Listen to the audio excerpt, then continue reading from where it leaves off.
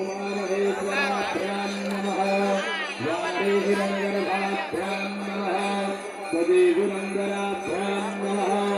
मातापितृचरणकमलेभ्यो नमः इष्टदेवताभ्यो नमः कुलदेवताभ्यो नमः ग्रामदेवताभ्यो नमः स्थानदेवताभ्यो नमः वासुदेवताभ्यो नमः सर्वेभ्यो देवेभ्यो नमः सर्वेभ्यो तीर्थेभ्यो नमः सर्वेभ्यो ब्राह्मणेभ्यो नमः श्रीगुरुचरणकमलेभ्यो नमः विश्वेशं नागं दण्डिं दण्डपालं च भैरवं वन्दे काशीं गुहां